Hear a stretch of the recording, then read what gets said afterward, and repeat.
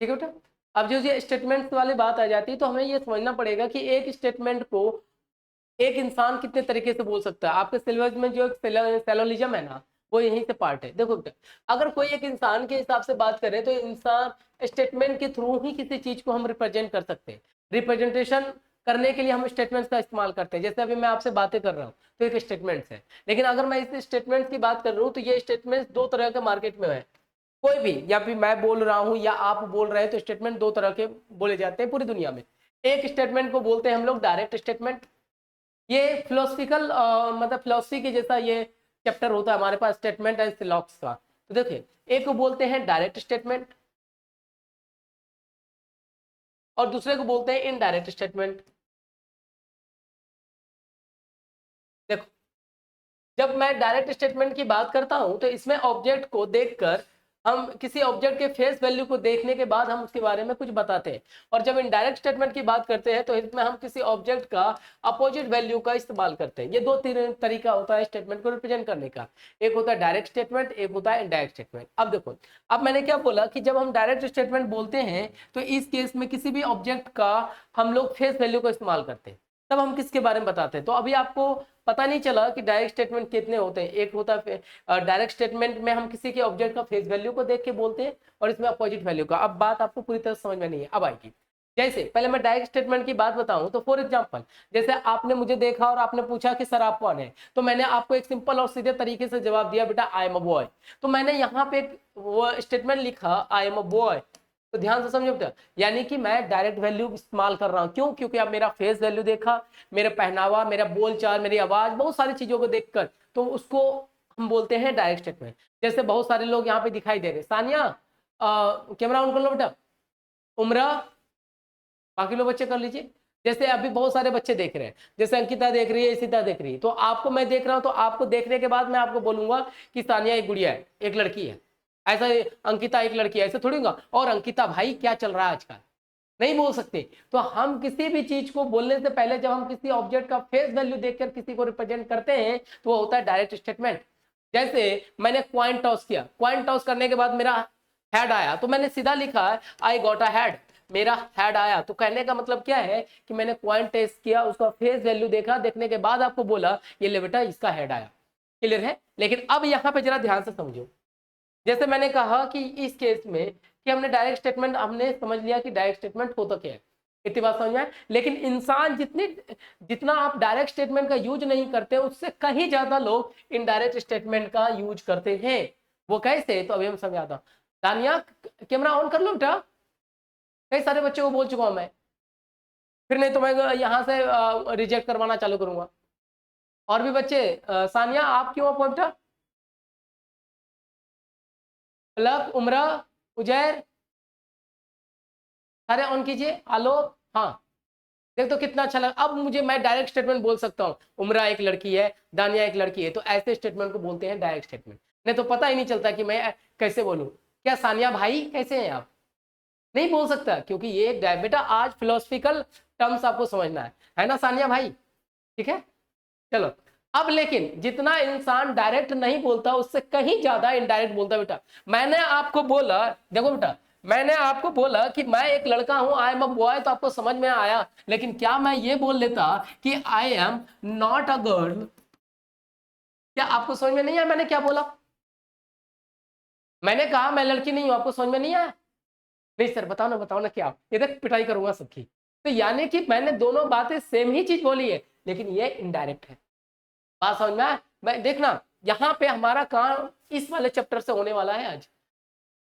इसको बोलते हैं अपोजिट स्टेटमेंट। अपोजिट या फिर इनडायरेक्ट स्टेटमेंट, बोला कुछ, उसका मीनिंग कुछ और निकल रहा है। जैसे मैं आपको एक सिंपल सा एग्जांपल दूं, जैसे मेरे हाथ में ये मार्कर है, मैंने कहा ये एक मार्कर है, तो ये डायरेक्ट स्टेटमेंट है। लेकिन मैं कह दूं कि आपके पास, मैंने कहा आपके पास पेन है, तो ये डायरेक्ट। अगर ये भी कह दूं कि आपके पास भी पेन है, बेटा दोनों में अंतर हो गया। एक लॉजिक समझना इतना कितना खतरनाक है। मैंने कहा आपके पास पेन है, तो ये एक डायरेक्ट स्टेटमेंट है। लेकिन अगर मैंने कहा आपके पास भी पेन है, तो ये दोनों में अंतर है। डिफरेंस समझ में आ रही है दोनों चीजों में? इतने सारे बच्चे हैं, मैंने कहा दानिया आप पास हो गई, तो कोई बात नहीं, ये डायरेक्ट स्टेटमेंट है। अंकिता को देखा, अच्छा अंकिता आप भी पास हो गए, तो दोनों में अंतर होता है। दोनों बहुत बड़ा लॉजिक लेके लगता है, क्योंकि अभी पूरी कहानी हमारा इनडायरेक्ट स्टेटमेंट ही रोटेट करवाएगा। यहाँ पे बोला कुछ हो जाएगा, सेंस कुछ और जाना, यही चीज समझना है। तो जैसे मैंने कहा कि दानिया आप पास हो गई, तो ये डायरेक्ट स्टेटमेंट है, नो प्रॉब्लम, कुछ नहीं करना। लेकिन मैंने अंकिता को देखे या सानिया को देख के बोला सानिया आप भी पास हो गई, तो इसके दिमाग में होगा कि इसके अलावा कोई और भी है जो कि पास है। मैंने कहा आपके पास भी पेन है, तो मेरे कहने का मतलब है आपके अलावा कोई और भी है। एक छोटा सा एग्जांपल ले लो, जैसे कि मैंने एक पार्टी दिया, मेरे बच्चों का इवेंट निकल गया, मैंने अच्छा पार्टी दिया, मेरे पार्टी में उमरा आ गई, इसिता आ गई, और अंकिता आ गई, ये दानिया आ गई, और सानिया भी आ गई। बहुत अच्छा खाने पीने के मैंने बुफे रखे थे। लेकिन सानिया को जाके स्पेशली देख के कहा आप चारों के बीच में, अच्छा सानिया आप भी आ गए, तो बेटा मैंने डायरेक्ट नहीं बोला, बहुत खतरनाक बात बोला मैंने, यानी कहने का मतलब था मैंने आपको बुलाया नहीं था, बट आप आए, समझे? इसको बोलते हैं इनडायरेक्ट स्टेटमेंट। ऐसा नहीं करूंगा बेटा, बुलाऊंगा, बेफिक्र रहे। तो अब मेरी बातों को पकड़ना, क्योंकि अभी जो आपके कुछ क्वेश्चंस है ना आने वाले, कि if today is Saturday I am the philosopher, अगर नहीं हूं तो it mean not a Saturday. तो उन्हीं बातों को समझने, क्योंकि पूरी कहानी ये लिखता है। नेक्स्ट पॉइंट, अगर मैंने कहा था बेटा आई गॉट अ हेड, मेरा हेड आया, तो आपको समझ में आ गया। अगर मैं ये कह देता नॉट अ गॉट टेल, तो क्या आपको नहीं समझ में आया मैंने क्या बोला? अरे बातें समझ में आ गई पूरी? बात तो वही था। हर एक चीज दुनिया में, हर जिसको बोलते हैं ना दो मीनिंग बातें, बोला कुछ गया और उसका वैल्यू कुछ और निकला, इसी को कोरिलेट करना आज का स्टेटमेंट है हमारे पास, जिसको सिलॉज में यह स्टेटमेंट कंक्लूजन कहते हैं। अब जैसे मैंने कहा कि अभी सारी बातें मैंने आपको समझा दी, कितने बच्चों को देखकर मैंने सानिया को बोला बेटा सानिया आप भी आ गए, तो ये डायरेक्ट इनडायरेक्ट स्टेटमेंट था, ठीक है। और मैंने कहा कि मैं लड़का हूं, तो एक डायरेक्ट स्टेटमेंट है, क्योंकि जब भी हम डायरेक्ट स्टेटमेंट की बात करते हैं तो इसमें किसी भी ऑब्जेक्ट का फेस वैल्यू का इस्तेमाल करते हैं। मैंने फेस वैल्यू देखा तो आंसर दिया, तो उसको बोलते हैं हम लोग डायरेक्ट स्टेटमेंट। लेकिन जब किसी ऑब्जेक्ट के फेस वैल्यू से नहीं, उसके अपोजिट वैल्यू का इस्तेमाल करके मैं कुछ बोलना चाहता हूं, तो हो गया हमारा इनडायरेक्ट स्टेटमेंट। अब दोनों का डिफरेंस समझो। यहाँ पर इस वाले का पॉइंट्स का अगर वैल्यू की बात करूं, तो देखो बेटा इस केस को बोलते हैं, इसको सोचने के क्षमता को बोलते हैं नेचुरल माइंड। नेचुरल माइंड बोले तो इसको बोलने के लिए आपको कुछ स्पेशल पढ़ने और लिखने की जरूरत नहीं पड़ती है। जैसे मैंने कह दिया आई एम अ बॉय, तो हमारा जो माइंड है इस केस में इनएक्टिव हो जाता है। आगे इसके पीछे जरा ध्यान से देखो बेटा, no conclusion, no explanation, no logic, no logic. जैसे मैंने कहा कि मैंने कोई एक डायरेक्ट स्टेटमेंट बोला और देख के आपको बोल दिया कि मैं एक लड़का हूं, तो हमारा दिमाग यहीं पे शांत हो जाता है। इसके बियॉन्ड वो कुछ नहीं सोचता है, ना ही कोई कंक्लूजन निकालता है, ना ही कोई एक्सप्लेनेशन करता है, ना ही कोई लॉजिक देता है, कुछ भी नहीं देता। तो ऐसे स्टेटमेंट को जो हम लोग बोलते हैं वो होता है डायरेक्ट स्टेटमेंट। रीजन क्या है कि इस केस में इसका जो रिजल्ट होता है ना, ये देखो इसका रिजल्ट इसके साथ होता है, विद द रिजल्ट होता है ये, इसमें कुछ करने की जरूरत ही नहीं होता हमारे पास। तो देखो ये विद द रिजल्ट होता है, इसमें हमें कोई भी चीज छेड़ने की जरूरत नहीं होती है। मैंने कहा मैं लड़का हूं, तो हमारा दिमाग, न्यूरॉन्स, हमारे माइंड कुछ भी आगे नहीं सोचता, हमारा बात वहीं खत्म हो जाता है। इतनी बात क्लियर हो गया। लेकिन अब बात करें इस केस में, जैसे हमने इनडायरेक्ट स्टेटमेंट बोला, जैसे अभी मैंने कहा कि मैं लड़की नहीं हूं, तो हमारा दिमाग उसके ओरिजिनल आंसर को लाने की कोशिश करता है। ये वाला स्टेटमेंट जो होता है वो विद द रिजल्ट होता है। इसके अंदर जो रिजल्ट होता है बेटा ये हिडन होता है, हिडन रिजल्ट होता है, यानी इसके फेस वैल्यू, इसमें मैं डायरेक्ट बातें ना कह के इनडायरेक्ट बातें बोलता हूं। तो इस केस में क्या होता है कि जो हमारा माइंड है, देखो बेटा हमारा माइंड यहाँ पे एक्टिव हो जाता है। एक्टिव होने के बाद वो क्या करता है, ये देखो इसके पीछे वो लॉजिक लगाना चालू करता है, सर्चिंग, यानी कि logic is nothing but the searching. Searching किसका? तो देखो बेटा इसके एक्चुअल रिजल्ट के बारे में ये लॉजिक लगाना चालू कर देता है, सर्च करना चालू कर देता है। ये देखो यहाँ पे सर्च करना चालू कर देता है कि आखिर मैं कहना क्या चाहता हूं, और फाइनली वो कंक्लूजन देकर आपका रिजल्ट को रिवेल कर देता है कि फाइनली मैंने आपसे बोला क्या। बात समझे? तो जब भी, जैसे मैंने कहा ना कि आप भी पास हो गए, तो कहने का मतलब ये था कि इस केस में आपका माइंड ये सोच के तुरंत अच्छा मेरे अलावा कोई और भी है जो पास हो रखा है। बात समझे? मैंने कहा आपके पास भी मार्कर है, तो कहने का मतलब ये है कि उसके आप जैसा जो मार्कर है किसी और के पास भी है। तो जब भी हम इस तरह की बातें कहते हैं तो इसको बोलते हैं इनडायरेक्ट स्टेटमेंट। दोनों बातें समझ में आए? और जब भी इनडायरेक्ट स्टेटमेंट बोला जाता है तो इनडायरेक्ट कहने का ही सिंपल और सीधा सा सेंस यही होता है कि चीजें इनडायरेक्टली वे में, यानी कोई भी ऑब्जेक्ट को डायरेक्ट ना बोल के आपको एक फिलोसफर जैसा, जैसे फिलोसफर क्या करते हैं वो आपको चीजों को कुछ बड़े अच्छे तरीके से बोलते हैं, ऐसी चीजें वैसी चीजें, और उसको बोलेगा ले भाई बता रिजल्ट, समझ में, ये हुआ तो क्या होगा, ये नहीं होगा तो क्या नहीं होगा। तो इन सारी बातों को जानना, फिलोसफिकल टर्म्स के हिसाब से जानना हमारा इनडायरेक्ट स्टेटमेंट में होता है। तो हमारा सिलेबस जो होता है इस वाले पार्ट से बनके तैयार होता है, इसी को बोलते हैं हम लोग इनडायरेक्ट स्टेटमेंट। अब आइए, अब यहाँ पे एक छोटा सा चीज और भी है, देखो यहाँ पे बेटा एक सिंपल और सीधा सा लॉजिक मैं आपसे पहले पूछ रहा हूं। जैसे देखो बेटा, ये एक इनडायरेक्ट स्टेटमेंट है, लेकिन इसी इनडायरेक्ट स्टेटमेंट को अभी जो मैं आपको कुछ क्वेश्चंस दिखाऊं ना, उस इनडायरेक्ट स्टेटमेंट को, ये बहुत इंपॉर्टेंट पॉइंट है, इसको प्रीपोजिशन लिखा जाता है। अभी आएगा क्वेश्चन में, अभी आप देखना, इसको प्रीपोजिशन लिखा जाता है। रीजन क्या है, जरा एक सिंपल सी बात बता दीजिए। मैं आपको एक थ्योरी पूछता हूं, जैसे मान लो ये बोतल है ना, इस बोतल में क्या है, अरे बोल दे, कहाँ गए सभी, इसको फिलोसफी पढ़ा रहा हूँ, सभी शांत है। इस बोतल में क्या है, क्या बता सकता है? पानी, पक्का ना? अरे पानी ही तो है उमरा, जरा जरा ऐसे से कर दिया कर कि हमें भी समझ में आया कि तू है, मूर्ति नहीं बनी बैठी है। इधर दानिया समझ में आया? आप ही आपने बोला कि इस बोतल में पानी है बेटा, स्टेटमेंट चेंज मत करना, बार बार कह रहा हूं। इस बोतल में आपने कहा कि ये पानी है, मैं मान गया। अगर मैं इस बोतल को मंदिर लेके जाऊं, अब ये क्या कहलाएगा आलोक? अगर इसे मंदिर में लेके ना, तब वहां पानी नहीं कहलाता, वो जल हो जाता है। समझ में आया? छोड़ इसको, हटा दे ये फिलोसफर, क्योंकि आज मैं पूरा फिलोसफर की जैसे बातें करूंगा वैसे आपको पकड़ना है। एक बात बता दे, अभी आप लोग जो यहाँ बैठे हो मेरे पास, तो आप लोग मेरे लिए क्या है? अरे स्टूडेंट ही तो हो। बाकी लोगों को आवाज नहीं आ रही है? सानिया, अनमोल, अभी सब आप लोग मेरे लिए स्टूडेंट है, क्लियर है? तो मुझे एक चीज बता दीजिए, अभी आप मेरे पास पढ़ रहे हैं तो मेरे लिए स्टूडेंट है। जरा किसी दुकान में चले जाइए तो क्या कहलाएंगे आप? हाँ, कस्टमर। ये कुछ है, बस में बैठ जाओ तो पैसेंजर, और किसी खाने के लंगर में लग जाओ तो भुक्खड़। अरे यही कुछ होता है। तो कहने का मेरा मेन इंटेंशन यहां था, ये था कि आप क्या कहलाओगे वो इस बात पे डिपेंड करता है कि आप हो कहां।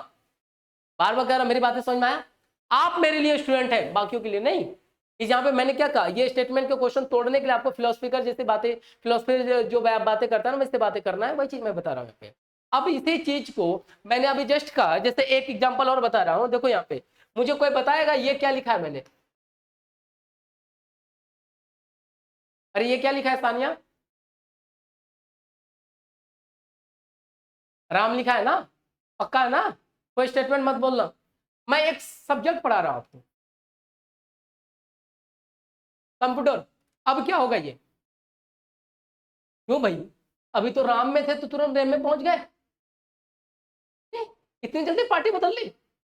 इतना तो पॉलिटिशियन नहीं करते जितना ये करते। तो मेरे कहने का मतलब क्या है कि ये वर्ड राम कहलाएगा या रैम कहलाएगा, वो इस बात पर डिपेंड करता है कि सब्जेक्ट क्या है। मैंने इसको हटा क्या दिया था तो आपने इसे राम बोल दिया, और थोड़ा सा बगल में सिर्फ कंप्यूटर क्या लिखा तो तुरंत रैम हो गया। पूरी बातें समझ आ रही? तो एज इट इज जो यही चीजें मैं यहां समझा रहा हूं आपको, कि जब हमें पता होता है कि इंसान के पास जो पावर है वो दो तरह के स्टेटमेंट बोलने का, एक डायरेक्ट है और एक इनडायरेक्ट है, समझे? लेकिन जब हम डायरेक्ट स्टेटमेंट की बात करते हैं तो डायरेक्ट स्टेटमेंट के आगे no conclusion, no reasoning, no explanation, no result, कुछ भी नहीं होता है, बिकॉज ये विद द रिजल्ट होता है। मैंने कहा मैं लड़का हूं तो इसको खुदने के को आगे सोचने की जरूरत नहीं है। अच्छा सर, मेरे को अभी पता चला आप लड़के, समझे? इसके आगे कुछ करने की जरूरत नहीं पड़ती है ना। लेकिन जब हम इनडायरेक्ट बोलते हैं तो इतनी बातें हमारे पास सामने आ जाती हैं कि हमारा काम बहुत बिगड़ जाता है। तो ऐसा स्टेटमेंट, अब यहाँ पे इनडायरेक्ट के प्रोपोजिशन कहने का मतलब क्या होता है बेटा, कि एक ऐसा स्टेटमेंट जिसका रिजल्ट हिडन हो, छिपा हुआ होता है, तो उस इनडायरेक्ट स्टेटमेंट को इनडायरेक्ट ना बोल के प्रोपोजिशन बोल दिया जाता है। पूरी बात समझ में आया?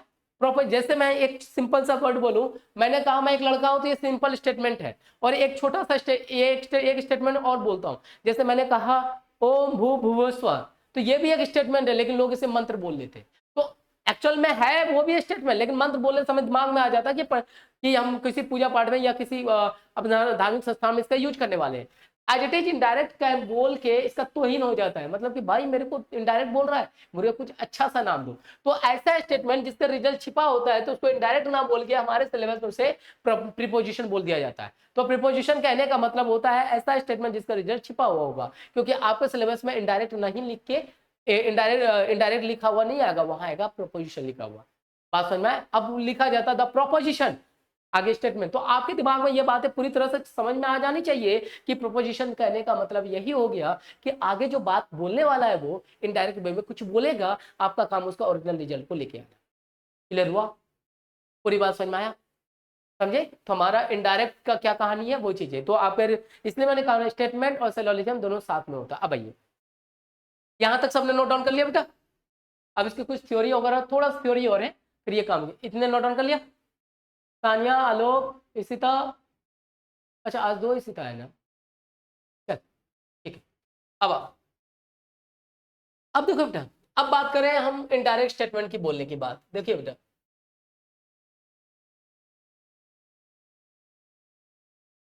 इनडायरेक्ट स्टेटमेंट, देखो बेटा, अब हमें यहाँ पे इनडायरेक्ट स्टेटमेंट बोलना है, तो इनडायरेक्ट स्टेटमेंट बोलूं तो बोलूं कैसे? तो इनडायरेक्ट स्टेटमेंट बोलने के 2 तरीके होते हैं बेटा, एक को बोलते हैं स्ट्रक्चरल और दूसरा होता है नॉन स्ट्रक्चरल।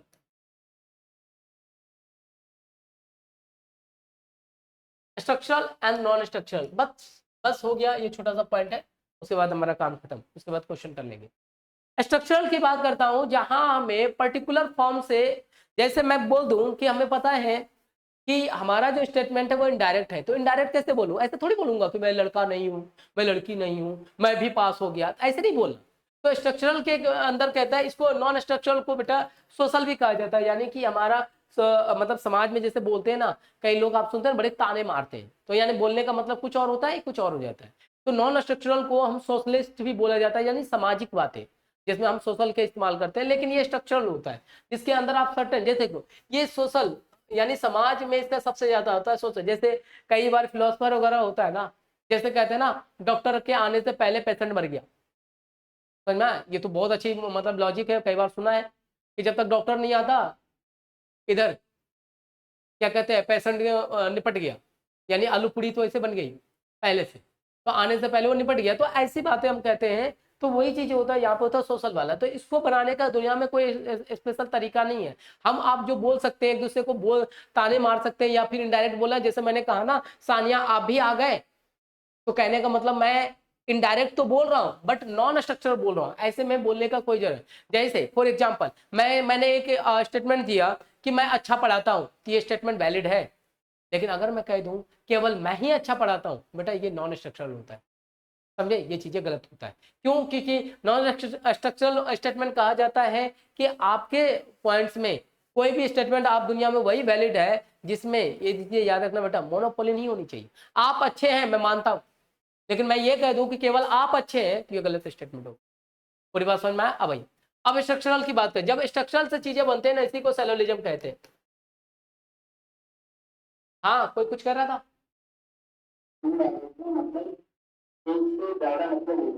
हाँ, इनडायरेक्ट में 2 तरह का हुआ ना, स्ट्रक्चरल नॉन स्ट्रक्चर। इसको बोलने की कोई स्ट्रक्चरल नहीं है, किसी भी तरह का इसको बोला जा सकता है, कैसे भी, जैसे हम अपने बिहेवियर लाइफ में एग्जामिनर किसी भी तरह की चीजों का इस्तेमाल कर सकता है, समझे? लेकिन बात करें स्ट्रक्चर, स्ट्रक्चर करने का मतलब है कि जैसे मुझे अपना सिलेबस बनाना है सेलोलिज्म की, सिलॉक्स की, तो मुझे इनडायरेक्ट स्टेटमेंट लिखना है जिसका मुझे सर्टेन कंक्लूजन निकालना है, तो वो कैसे निकालें, समझे? तो स्ट्रक्चर बनाने के लिए आपको कुछ तरीके दिए गए हैं कि स्टेटमेंट के आगे ऐसे जोड़ लीजिए, अभी आपको पूरी बातें खत्म हो जाएगी, इसके लिए कोई अलग से स्टेप नहीं होता। स्ट्रक्चरल की बात करूं तो ये कहता है कि सर मुझे इनडायरेक्ट स्टेटमेंट बोलना है, क्योंकि डायरेक्ट तो वही खत्म हो गया, उससे हमें कुछ नहीं करना आगे, लेकिन इनडायरेक्ट की बात करना है कि मेरे को डायरेक्ट स्टेटमेंट बोलना है, तो मैं कैसे बोलूं? तो लोगों ने कहा कि देखिएगा, इनडायरेक्ट आपको स्ट्रक्चरल के अंदर कहता है कि आप इनडायरेक्ट स्टेटमेंट डायरेक्ट नहीं बोल सकते, तो उन्होंने कहा कि चले आप डायरेक्ट बोल सकते हो क्योंकि ये नेचुरल होता है। अरे मैंने कहा ये कलर कौन सा है, अरे ये कौन सा कलर है, ब्लैक, तो आपको डायरेक्ट बोलना आता है। डायरेक्ट बोलने के लिए हमारे माइंड को कोई स्पेशल सोचने की जरूरत नहीं पड़ती, लेकिन हमें चाहिए इनडायरेक्ट। तो लोगों ने कहा ठीक है आप डायरेक्ट स्टेटमेंट बोल सकते हैं ना, बोल दो, लेकिन इसके साथ मैं आपको कुछ कीवर्ड देता हूं, ये देखो बेटा, कुछ कीवर्ड देता हूं, इस डायरेक्ट स्टेटमेंट के शुरुआत में जोड़ दो, तो ये कंबाइंड फॉर्म में जो स्टेटमेंट है ना वो इनडायरेक्ट बन के तैयार हो जाएगा। बोला कैसे? तो जरा देखो यहाँ पे मैं एक स्टेटमेंट दे रहा हूं बेटा, ये लिखा बॉयज आर स्टूडेंट्स। देखो एक स्टेटमेंट दिया बॉयज आर स्टूडेंट्स, तो कहने का मतलब क्या है? ये कैसा स्टेटमेंट है? डायरेक्ट है या इनडायरेक्ट है? अरे मैंने स्टेटमेंट दिया बॉयज आर स्टूडेंट्स, तो ये डायरेक्ट स्टेटमेंट है या इनडायरेक्ट है? बिल्कुल है, ये डायरेक्ट है। लेकिन अगर इसके साथ जो है इसके अंदर 4 कीवर्ड है, मैं इसको जोड़ देता हूं, देखो यहाँ पे, और यही आपको पढ़ना है। देखिएगा इसके अंदर 4 कीवर्ड दे दिया मैंने, ऑल, सम, नो और सम नॉट। ये लो, ये 4 कीवर्ड, ये एक ऐसे खतरनाक कीवर्ड थे, किसी भी डायरेक्ट स्टेटमेंट के आगे जोड़ दो उसको इनडायरेक्ट बता देता है। एग्जांपल देखना, तो देखो यहाँ पर, ये लो, अभी तक ये डायरेक्ट स्टेटमेंट था, लेकिन अब इसके आगे ऑल जोड़ दो। मैंने कहा ऑल बॉयज आर स्टूडेंट्स, तो कहने का मतलब ये है कि जैसे आपने इसके अंदर ऑल लगा दिया ना, ऑल बॉयज आर स्टूडेंट्स, तो कहने का मतलब ये है कि मेरे जैसे स्टूडेंट्स मैं कब बोलूंगा? जैसे आप मेरे लिए पढ़ रहे हो तो वही तो मेरे लिए स्टूडेंट्स हो। और मेरे क्लास में स्टूडेंट्स कहने का मतलब वो जेंडर, मेल एंड फीमेल, और सबको देख के मैंने बोला और बॉयज आर स्टूडेंट्स, तो कहने का मतलब जो अब लड़कियां हैं, गर्ल्स हैं, वो स्टूडेंट नहीं रही। बात समझ में आ गया? तो इसको बोला गया स्ट्रक्चर। स्ट्रक्चरल कहने का मतलब मैं आपको कुछ सर्टेन पॉइंट दे रहा हूं, इन 4 कीवर्ड से आप इनडायरेक्ट बना लो। दूसरा, अगर यकीन ना हो तो सम बॉय सम जोड़ के देख लो। मैंने कहा सम बॉयज आर स्टूडेंट्स, तो कहने का मतलब ये है कि सम आर नॉट स्टूडेंट्स। बात समझ में आ रही? कि जैसे मैंने all some no some not जोड़ा, तो इससे कुछ ना कुछ पॉइंट हमारे ऐसे निकल के आ रहे हैं, जिससे हमें पता चल रहा है कि क्वेश्चन जो है अब डायरेक्ट का नहीं रहा, इनडायरेक्ट का बदल दिया। अरे ये बातें समझ में आया? मैंने कहा नो बॉयज आर स्टूडेंट्स, तो कहने का मतलब गर्ल्स आर स्टूडेंट। अरे मैं जानवरों के बीच जाके थोड़ी बोलूंगा भाई आप स्टूडेंट्स नहीं है। मैं स्टूडेंट्स का अभी जस्ट मैंने क्या कहा कि मैं स्टूडेंट्स का इस्तेमाल कब करूंगा? जब आप मेरे क्लास में बैठे हो। अरे यही कुछ होगा। अब मेरे क्लास में बैठे हो तो क्लास में स्टूडेंट्स के रूप में मेल भी हो सकता है, फीमेल भी हो सकता है, तो मैंने बॉयज एंड गर्ल्स को भी हो सकता है, तो मैंने कहा ऑल बॉयज आर स्टूडेंट्स, तो कहने का मतलब है कि गर्ल्स स्टूडेंट नहीं रही। मैंने कहा सम बॉयज आर स्टूडेंट्स, तो कहने का मतलब सम आर स्टूडेंट्स, समझे? Some are not students. तो नो बॉयज आर स्टूडेंट्स कहने का मतलब सम बॉयज आर स्टूडेंट्स। और लास्ट होता है some boys are not students, इसको जोड़ लो, तो कहने का मतलब सम बॉयज आर स्टूडेंट्स है, कुछ नहीं है। तो इन सब से आप देख रहे हो, तो यानी कि स्ट्रक्चरल कहने का मतलब ये है, जब इन चारों कीवर्ड का इस्तेमाल करके जब कोई स्टेटमेंट आप बनाते हो तो उसको बोलते हैं इनडायरेक्ट स्टेटमेंट, और ऐसे इनडायरेक्ट स्टेटमेंट की थ्योरी को बोलते हैं सैलोलिज्म।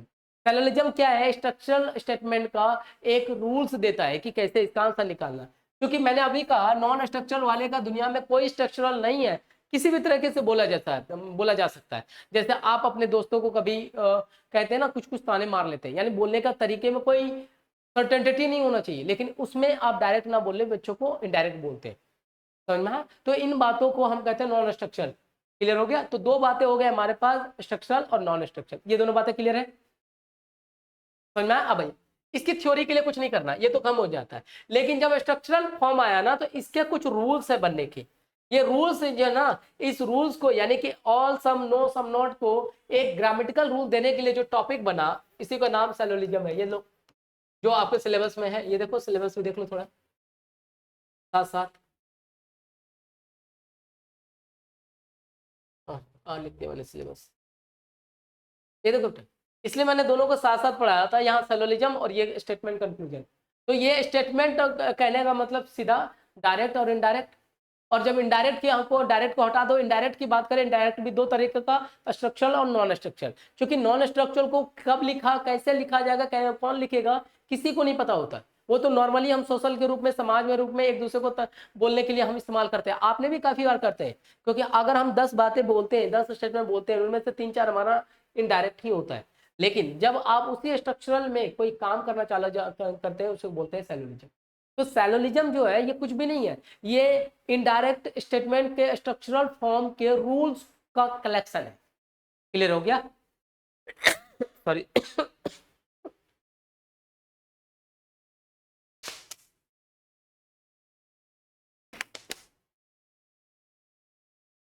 अब सैलोलिज्म मतलब समझ में आया क्या? सैलोलिज्म क्या है? सिलॉक्स, आपको इसको सिलॉक्स के नाम से जाना जाता है। इनडायरेक्ट स्टेटमेंट के स्ट्रक्चरल फॉर्म्स के अंदर उसके ग्रामेटिकल रूल्स को फॉलो करने वाला एक पॉइंट्स है या मेथड है। अब ये मेथड क्या कहता है ध्यान से समझ लो, और इसी से हमारा आज का कहानी खत्म हो जाएगा।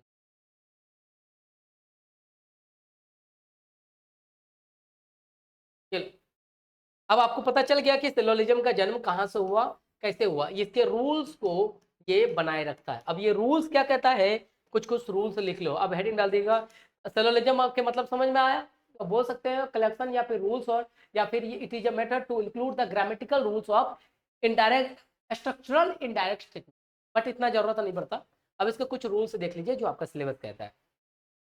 यहाँ तक समझ में आया बेटा सबको? आलोक, सानवी, सीता, सीता क्लियर है बेटा इधर? सबको समझ में आया? तो ये पूरा थ्योरी है। मैंने क्या किया, आज मैं फिलोसफर वाली बातें करूंगा, समझे? ये है वो क्या कहते हैं, ये नीले नीले अंबर, ये ऐसे, ये अजीब से बोलते हैं ना कि ये नीले नीले अंबर, ये हरे हरे धरती, है ना? फिलोसफर ऐसे ही तो बोलते हैं, लेकिन डायरेक्शन अलग कर दिया। अरे नीचे हरे धरती होनी चाहिए ना। देख बेटा, अब ये रूल्स क्या कहता है, अब इसके कुछ पॉइंट्स लिखना। पहला रूल, और बेटा यही रूल्स आपके क्वेश्चन सॉल्व करवा देंगे। मैंने अब तक जो भी टॉपिक कराई है तो उसको पीवाईक्यू जरूर करवाया। पहला रूल क्या कहता है, if the statement is positive in nature, कोई भी स्टेटमेंट पॉजिटिव इन नेचर है तो इसका देखना, इसका जो कंक्लूजन होगा the must be positive in nature. कहने का मतलब, अगर मैंने कहा है कि ऑल बॉयज आर स्टूडेंट्स, समझो यहाँ पे, तो इसका कहने का मतलब इसका कंक्लूजन है, आप पॉजिटिव भी निकालोगे। आप आपको पता है कि ऑल बॉयज आर स्टूडेंट्स, ध्यान से सुनना बेटा थोड़ा, यहाँ पे काफी अच्छी बात है। मैंने कहा एक स्टेटमेंट यहाँ लिख दिया ऑल बॉयज आर स्टूडेंट्स, तो देखो बेटा एक चीज और बता देता हूँ, पॉजिटिव और नेगेटिव स्टेटमेंट कैसे समझते हैं। देखो, इसको बोलते हैं नेचर रूल, ये होता है, इसको बोलते हैं नेचर रूल। नेचर रूल कहने का मतलब क्या होता है, देखो यहाँ पे कि दुनिया में पॉजिटिव स्टेटमेंट का कोई आईडी नहीं होता, कहीं नोट में लिख लेना, लेकिन नेगेटिव स्टेटमेंट का बहुत सारे आईडी होते हैं। किसी भी स्टेटमेंट के आगे अगर नो लिख दिया जाए, नॉट लिख दिया जाए, प्रोहिबिटेड, रिस्ट्रिक्टेड, स्कार्सली, हार्डली, तो ये सारे चीज है ना नेगेटिव स्टेटमेंट की पहचान होती है। ये चीजें ध्यान में रखना। तो मैंने ये बातें क्यों कही है, ये देखो यहाँ पर कहने का मतलब ये है कि अगर मैंने एक स्टेटमेंट दिया ऑल बॉयज आर स्टूडेंट, तो कहने का मतलब ये है कि मैं पॉजिटिव स्टेटमेंट बोल रहा हूँ। ध्यान से सुनो, मैंने कहा ऑल बॉयज आर स्टूडेंट, तो मैं पॉजिटिव स्टेटमेंट बोल रहा हूँ। तो इसके कंक्लूजन में आप जो भी चीजें बताओगे आंसर में, वो भी पॉजिटिव इन नेचर ही होनी चाहिए। मुझे पता है कि सारे बच्चे, जितने भी लड़के मेरे क्लास में सारे स्टूडेंट्स हैं। अब मुझे ये भी पता है कि लड़कियां स्टूडेंट नहीं है, तो लेकिन मैं आंसर नहीं दूंगा कि लड़की स्टूडेंट नहीं है, नहीं। जैसे आप कोई ऐड वगैरह देखते हो, तो जैसे उसमें अंडे खाने के फायदे गिनाए जाते हैं, ऐसा नहीं होता कि अंडे ना खाने के क्या क्या नुकसान हो गए, ऐसे ऐड नहीं आते, कोई भी चीजों का फायदेमंद देते, समझे? तो ये पहला स्टेटमेंट होता है कि स्टेटमेंट अगर पॉजिटिव इन नेचर हो तो आंसर आपका पॉजिटिव इन नेचर ही होना चाहिए। यानी कोई एक स्टेटमेंट S1 है जो पॉजिटिव है, तो उसका कंक्लूजन याद रखना बेटा, ये स्टेटमेंट है, स्टेटमेंट है, या फिर इसी को प्रोपोजिशन बोल ले तो चलेगा। मैं थोड़ा सा अलग से बना रहा हूँ, रुक जाओ। इसके रूल्स याद कर लो, हमारा काम खत्म आज का। पहला कहता है कि अगर एक कोई प्रोपोजिशन है, तो यानी याद करो, अगर कोई प्रोपोजिशन होगा तो उसका कंक्लूजन होगा ही। अरे यही तो है, प्रोपोजिशन कहने का मतलब क्या था, इनडायरेक्ट स्टेटमेंट, और इनडायरेक्ट स्टेटमेंट है तो कंक्लूजन होगा ही होगा। अरे ये बातें समझ में आ रही है, समझे? यही चीज है। अगर मैं प्रोपोजिशन जो है पॉजिटिव इन नेचर का है, पहला पॉइंट बता रहा हूँ, nature rule, positive in nature है, तो याद रखना इसका कंक्लूजन भी पॉजिटिव इन नेचर ही होगा। आप नेगेटिव इस्तेमाल नहीं कर सकते हैं। जैसे मैंने एक एग्जांपल दिया कि सम बॉयज आर प्लेयर्स, देखो बेटा नेगेटिव की पहचान क्या है, तो मैंने अभी बोला था जिस स्टेटमेंट के आगे नो, नॉट, मत, मनाही या प्रोहिबिटेड, रिस्ट्रिक्टेड, स्कार्सली, सेल्डम, ये सारी चीजें होता है, उसको नेगेटिव स्टेटमेंट कहते हैं। तो अभी आपने देखा है कि ये एक स्टेटमेंट है स्ट्रक्चरल, ये पॉजिटिव नेचर रखता है क्योंकि इसमें ऐसा कुछ नहीं है। तो मैंने कहा some boys are no, some boys are players, तो आप मुझे बता सकते हैं इसमें कितने कंक्लूजन हो गए? बहुत सारे कंक्लूजन हो सकते हैं, समझे? Some boys are not a player, some boys are may be other professional, ये बहुत सारी चीजें। लेकिन ये कहता है कि अगर इसका कंक्लूजन आप निकाल रहे हो तो इसका कंक्लूजन भी पॉजिटिव नेचर का ही होना चाहिए। जैसे मैं ये कह दूं कि सम प्लेयर्स आर बॉयज, ये भी तो आंसर है। अरे सम बॉयज आर प्लेयर्स है तो सम प्लेयर्स आर बॉयज, ये तो हो सकता है ना। तो जब भी ये रूल होता है कि अगर statement positive in positive nature का है तो पॉजिटिव नेचर का है प्रपोजिशन, तो उसका कंक्लूजन भी पॉजिटिव नेचर का होगा। ये पहला पॉइंट, ये पहला रूल क्लियर हो गया, समझ में? सेकंड रूल, अब इसको बोलते हैं इंड्यूसिव यानी डिड्यूसिव या फिर इंड्यूसिव रूल।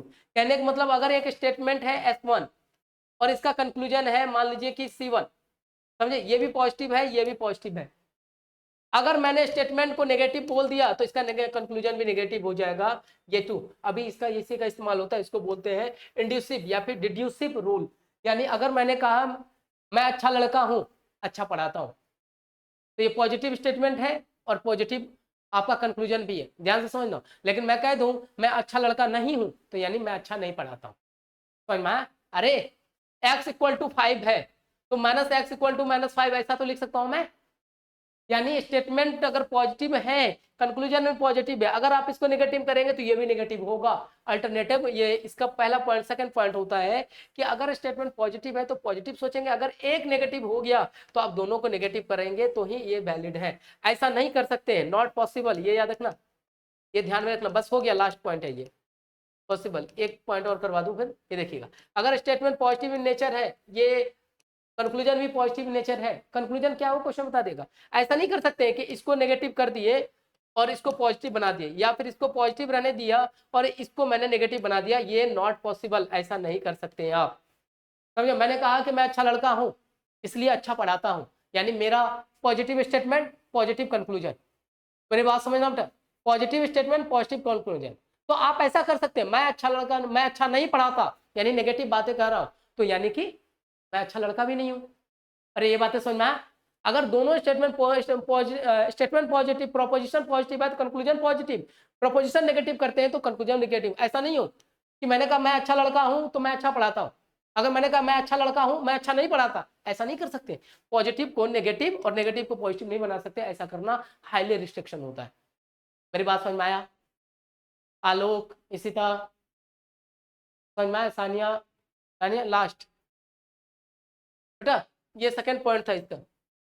नेक्स्ट, नॉट, देखिए मोनोपोली नहीं होनी चाहिए, यानी कि मोनोपोली कहने का मतलब है, देखो बेटा, कि कोई भी स्टेटमेंट ऐसा ना हो, ये स्टेटमेंट हमेशा गलत माना जाता है, ये रॉन्ग स्टेटमेंट माना जाता है, रॉन्ग प्रोपोजिशन। ऐसे क्वेश्चंस में होंगे तो उसको पहले बनाने से अच्छा है सीधा कान डिटरमाइन कर दे। जैसे मैंने क्या कहा आपको कि मैं अच्छा पढ़ाता हूं, ये एक स्टेटमेंट है, काफी अच्छा प्रोपोजिशन है, लेकिन मैं कह दूं कि केवल मैं ही अच्छा पढ़ाता हूं, तो ये स्टेटमेंट पहले ही गलत है, इसका ना ही कोई कंक्लूजन बनेगा ना ही कोई एक्सप्लेनेशन बनेगा। मेरी बात समझ में आया? क्लियर है? मैंने सिंपल से ये मैंने कहा ये अच्छा मार्कर है, ये स्टेटमेंट बिल्कुल सही है, लेकिन मैं कह दूं केवल ये ही अच्छा मार्कर है, तो ये गलत है। बात समझ में आया? पूरी बातें समझ में आया कि क्या कहा? तो ये रूल याद रखना बेटा, अगर पॉजिटिव स्टेटमेंट प्रोपोजिशन है तो कंक्लूजन भी आपका पॉजिटिव होना चाहिए, अगर नेगेटिव प्रोपोजिशन है तो कंक्लूजन भी नेगेटिव होना चाहिए, उल्टा नहीं होनी चाहिए, ये पॉजिटिव तो ये नेगेटिव, ये नेगेटिव तो ये पॉजिटिव। क्लियर हुआ? समझ में आया सबको? दानिया, इधर अंकिता, आलोक, यही है आपका स्टेटमेंट और कंक्लूजन की पूरी कहानी। आलोक, इशिता, सानवी, और बाकी बच्चे, नरेला, क्या नाम है, नैला, सबको समझ में आया? ये हमारा पूरा काम पता है, ये दोनों बहुत ज्यादा इंपॉर्टेंट था बेला, ये और ये दोनों बहुत ज्यादा इंपॉर्टेंट था। हाँ, कहीं कहीं और एक चीज और भी लिख लो, इसका एक पॉइंट होता है बट इंडिया के बुक में इस्तेमाल करते हैं, वो आपके वो कैम्ब्रिज वाले बुक में नहीं है। तो बोला कहता है अपोजिट ऑफ सब्जेक्ट नहीं होना चाहिए, अपोजिट ऑफ सब्जेक्ट, ये इंपॉर्टेंट है, लिख दीजिए, बाय द वे कहीं ऐसा हो जाए तो चलेगा। कहने अपोजिट सब्जेक्ट, जैसे एक बात बताओ, अभी मैं क्या पढ़ा रहा हूँ आप लोगों को, कौन सा यूनिट? अभी जोर से बोलते, एलआर पढ़ा रहा हूँ ना, तो कोई मेरे से, जैसे मैंने आपसे कहा कि बेटा मेरे को मैथ समझ में नहीं आता, तो पड़ोस वाला लड़का कह रहा है मेरा केमिस्ट्री का भी यही हाल है। अरे नहीं कर सकते हैं आप। मैंने क्या कहा कि मैं अगर मैथ पढ़ा रहा हूं तो आपका जो क्वेश्चन आंसर भी होगा, चाहे पॉजिटिव हो नेगेटिव हो, वो चीज होना बियॉन्ड द ऑब्जेक्ट, यानी प्रोपोजिशन का जो आपका सब्जेक्ट और ऑब्जेक्ट होगा उसी के रिगार्डिंग आपको एक्सप्लेनेशन देना है। मैंने कहा एक स्टेटमेंट बता रहा हूँ, पूछ रहा हूँ मैं, दो स्टेटमेंट, उसके बाद दो कंक्लूजन कहा, सुनेंगे यहाँ पे। एक फिलोसफर, मैं फिलोसफर की तरह एक क्वेश्चन पूछ रहा हूँ, ध्यान से सुनो, देखो सामने। मैंने कहा morning walk is good for health, मैंने एक स्टेटमेंट दिया बेटा, ध्यान समझना, और इसके दो कंक्लूजन पूछ रहा हूँ, आप मुझे जवाब देना कौन सा सही है। मेरा स्टेटमेंट है या फिर प्रोपोजिशन है? प्रोपोजिशन करने मतलब मैं आपसे कंक्लूजन की डिमांड कर रहा हूं। मैंने कहा morning walk is good for health, पूरी बात समझ में आ गया? Morning walk is good for health, पहला कंक्लूजन में, हाँ कंक्लूजन वहां दिया जाएगा, आप नहीं निकालोगे। पहला कंक्लूजन लिख रहा हूं, लेगा all the healthy people go for morning walk, पहला पॉइंट सुन में समझ गए सब कोई? दूसरा, इवनिंग वॉक आर हार्मफुल। अब मुझे बताइए इन दोनों में से कौन सा सही है? बोलो, क्वेश्चन समझ में नहीं आया क्या? कोई भी नहीं है? मेरा क्वेश्चन समझ में आया? दानिया, नहला, क्वेश्चन क्या था मेरा, समझ में आया? हाँ, जय माता दी। फिर से बता रहा हूँ, देखो बेटा अब यहाँ पे क्या होता है, मैंने आपसे क्वेश्चन एक प्रपोजिशन बोल रहा हूँ कि morning walk is good for health, एक प्रोपोजिशन क्वेश्चन में लिख के दिएगा कि morning walk is good for health, समझ में आया? और उसके बाद मैं दो कंक्लूजन दे रहा हूँ, क्वेश्चन में ऑटोमेटिक होगा। पहला कंक्लूजन दे रहा हूँ आपको, all the healthy people go for morning walk, clear? Second, evening walk is harmful. अब मुझे बताइए इस स्टेटमेंट का कौन सा, ये प्रोपोजिशन का, मैं बार बार प्रोपोजिशन बोल रहा हूँ समझिएगा, इस प्रोपोजिशन का कौन सा कंक्लूजन सही है? पहला वाला। कौन सा सानवी, कौन सा सही है बेटा? पहला। नहला, हितेश, तानिया, कोई भी नहीं, आलोक, आलोक, हाँ बेटा नहला गलत है बेटा, दोनों में से कोई भी सही नहीं है। मैंने कहा morning walk are good for health, और पहला स्टेटमेंट क्या है कि all the health people go for morning walk. अरे भाई मैंने मोनोपोली बना दिया, मॉर्निंग वॉक, मेरा स्टेटमेंट देखो कितना प्यारा है, morning walk are good for health. आप पहला स्टेटमेंट देखो, कह रहे हैं कि ऑल द हेल्थ, अरे भाई जब आप स्वस्थ है ही तो जाना, ऑल कहने का मतलब क्या है कि मैंने चीजों को मोनोपोली बना दिया, ऑल द कहते हैं हेल्थी पीपल, बेटा ये तो गलत है ना, आप नहीं बोल सकते मोनोपोली नहीं, आप ये बोल देते हैं कि healthy people go for morning walk तो सही होता, लेकिन ऑल लगाने से है कि वो स्टेटमेंट मोनोपोली हो गया। पूरी बात समझ में आ गया? नैला, समझा मैंने क्या कहा? हाँ, और दूसरा बोल रहा हूँ कि इवनिंग वॉक आर हार्मफुल, मुझे पता है evening walk are harmful, but आप बियॉन्ड द सब्जेक्ट जा रहे हो बेटा, मेरा सब्जेक्ट है वहां पर, ऑब्जेक्ट है, सॉरी सब्जेक्ट जिसको मेंशन कर रहा हूँ मॉर्निंग वॉक, लेकिन आप आंसर दे रहे हैं इवनिंग वॉक, तो ये पॉसिबल नहीं होता। समझ में आया? क्लियर है? इधर सानवी आपका भी गलत था बेटा, दानिया गलत है। आई थिंक अब पूरी बातें आपको समझ में आ गया, स्टेटमेंट और सिलॉक्स क्या कहता है, जितना नहीं तो बेटा ये सिलॉक्स का बहुत लंबा चौड़ा थ्योरी होता है, बट आपको इतना सा जानना था, मैंने आपको समझा दिया कि अगर वो स्टेटमेंट पॉजिटिव है तो कंक्लूजन भी पॉजिटिव होगा, ये नेगेटिव करेंगे तो ये भी नेगेटिव होना चाहिए, होना क्या चाहिए, मस्ट भी है, लेकिन एक को पॉजिटिव एक को नेगेटिव, या एक को नेगेटिव एक को पॉजिटिव नहीं कर सकते हैं। दूसरा पॉइंट क्या था कि मोनोपोलो नहीं होना चाहिए, तीसरा पॉइंट क्या था, अपोजिट ऑफ सब्जेक्ट नहीं होना चाहिए।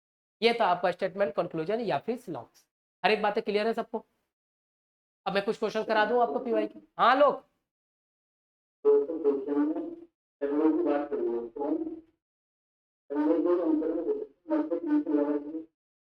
आवाज साफ नहीं है लोग, फिर से बोला एक बारी।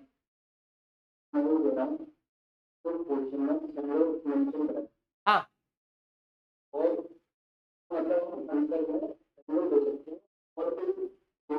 ना बिल्कुल, जैसे अभी मैंने क्या कहा, मैं एलआर पढ़ा रहा हूँ, मैंने कहा कि बेटा मेरा मैथ बहुत कमजोर है, उधर से सानिया कह रही है सर मेरा केमिस्ट्री का भी यही हाल है, नहीं बोल सकते आप, क्योंकि मैं अगर मैथमेटिक्स की बात कर रहा हूँ तो आप भी मैथमेटिक्स की बात करेंगे। हाँ आप ये बोल सकते हैं मेरा अच्छा है या बुरा वो चलेगा, लेकिन बियॉन्ड द सब्जेक्ट नहीं होना चाहिए। अरे मैं बातें कर रहा हूँ अपने ही सब्जेक्ट को लेकर, आप किसी और को नहीं कह सकते, तो ये बातें रहना चाहिए। और ये सिलॉक्स जो है ये ग्रामेटिकल रूल कंसीडर करता है आपके डायरेक्ट स्टेटमेंट का, ये इनडायरेक्ट स्टेटमेंट है स्ट्रक्चरल फॉर्म का, और याद रहे बेटा, और जो पॉजिटिव नेगेटिव का रूल जो था वो इसके लिए भी वैलिड होता है कि पॉजिटिव स्टेटमेंट होगा पॉजिटिव होगा, नेगेटिव होगा तो नेगेटिव होगा। क्लियर हुआ? आई थिंक सबको समझ में आ गया होगा। ये बहुत मैंने बहुत ज़्यादा कहते हैं ना फिलोसफर जैसी बातें का जैसा एक टॉपिक होता है जहाँ पे बोला कुछ और जाएगा, स्टेटमेंट कुछ होगा। अब ये हमारा स्टेटमेंट कंप्लीट हो गया, तो मैं क्वेश्चंस करवा दूँ? क्लियर है सबको ही? किसी को दिक्कत हो? नैला, सानिया, उजैर, सुन रहा है बेटा? और बाकी उमरा, कहाँ कहाँ चले जाती है? मेरा स्क्रीन है छोटा, ये लोग हैं बड़े बड़े, कहाँ कहाँ चले जाते हैं पता नहीं चलता। चलो, अगर आपको ये सारी बातें समझ में आ गया तो मेरे सवालों का जवाब देना चालू कर दीजिए PYQ से, चलेगा? बहुत सिंपल है, बहुत सिंपल।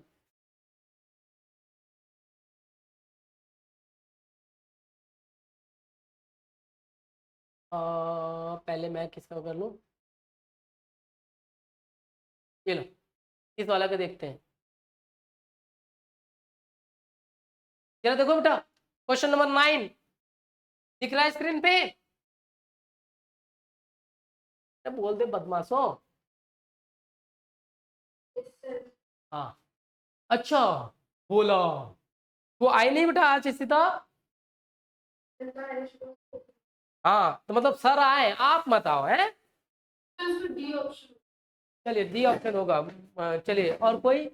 और कौन है मेरे पास? नैला है, दानिया है, हितेश है, सानवी, इशिता, इशिता शर्मा, उजैर। चलो, आज कोई न्यू स्टूडेंट्स में है क्या कोई? चलो, नहीं है कुछ। आंसर क्या हो गया बेटा? ए। और कोई? ए, ए भी आ गया, डी भी आ गया, ए। और कोई? सानिया, ए। चलो चेक करते हैं। और किसी को टैब लेना हो बिल्कुल लीजिए। मैंने क्या कहा था, ये पूरा फिलोसफर वाली बातें है ना, दार्शनिक बातें है ना। If anywhere is smoke there must be fire, है ना? समझ में आ गया? तो ये अब इसमें बोले बता लगा लॉजिक क्या बोला मैंने, तो इसमें क्या लगानी है, बात खत्म हो जाता है इसमें।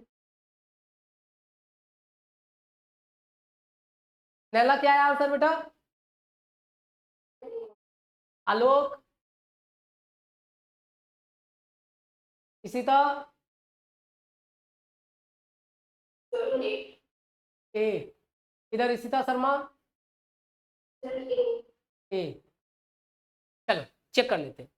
पहला देखो बेटा क्या कह रहा है, ही टेक्स द ट्रेन, यानी पॉजिटिव स्टेटमेंट। सीधा कह रहा है and always arrive at home at on time, ये भी पॉजिटिव है। यानी कहने का मतलब है, जब वो ट्रेन से गया तो घर समय पे पहुंच गया। देखो कितना प्यारा क्वेश्चन है। तो अब कहता है मैक्रो अराइव लेट, तो बेटा ये नेगेटिव हो रहा है। जाहिर सी बात है, देखो मैंने जब ट्रेन से पकड़ के अपने घर गया तो मैं टाइम पे पहुंच गया, ये पॉजिटिव है दोनों बातें। अब मैं लेट हो रहा हूं, यानी कि नेगेटिव स्टेटमेंट। ये पॉजिटिव नेगेटिव का खेल सेंस समझ में आ रहा है नेचर? मैंने कहा कि मैं लेट हो गया, जाहिर सी बात है कि मैंने ट्रेन नहीं लिया था। पॉजिटिव पॉजिटिव नेगेटिव नेगेटिव, बात तो आगे चेक करने की जरूरत ही नहीं पड़ेगी हमें। नैला क्लियर है बेटा? दानिया समझ में आया? अभी जस्ट मैंने कहा था सिलोजिज्म क्या कहता है, स्लॉक्स क्या कहता है कि ये एक मेथड है या फिर कलेक्शन है रूल्स का। किसका? इनडायरेक्ट स्टेटमेंट का। और वो कहता है कि जैसे मैंने आपसे अभी थोड़ा जस्ट एक एग्जांपल दिया था कि मैं एक लड़का हूं और मैं अच्छा पढ़ाता हूं, पॉजिटिव स्टेटमेंट पॉजिटिव है। हाँ, अब अगर नेगेटिव करना चाहते तो दोनों जगह काम करें। मैंने कहा मैं अच्छा लड़का नहीं हूं तो मैं अच्छा नहीं पढ़ाता हूं, तो नेगेटिव दोनों। ऐसा नहीं है कि मैं अच्छा लड़का हूं मैं अच्छा नहीं पढ़ाता हूं, एक पॉजिटिव एक नेगेटिव ऐसा नहीं कर सकते, या तो दोनों पॉजिटिव या दोनों नेगेटिव। बात समझ में आया? ये कह रहा था पॉजिटिव स्टेटमेंट की he takes when he takes the train, यानी पॉजिटिव ले लिया तो अराइव ऑन टाइम, तो पॉजिटिव है। जब नहीं लेट पहुंचे, हाँ भले आप उल्टा पुल्टा कर लो चलेगा, इसी को बोलते हैं डिड्यूसिव मेथड। ये लिखा होगा बेटा, ये लो डिड्यूस्ड, ये लो लिखा है ना डिड्यूस्ड मेथड। डिड्यूस्ड मेथड कहने का मतलब है, देखो माइनस एक्स माइनस वाई है तो माइनस वाई माइनस एक्स कर लो, तो इसको बोलते हैं डिड्यूसिव। यानी कि एक एक्स पॉजिटिव है वाई पॉजिटिव है। डिड्यूसिव कहने का मतलब आगे या तो माइनस वाई ऐसे कर लो या ऐसे कर लो, या माइनस एक्स कर लीजिए माइनस वाई कर लीजिए, इसको बोलते हैं डिड्यूसिव। पॉइंट समझ में आया? सानिया, इशिता, हाँ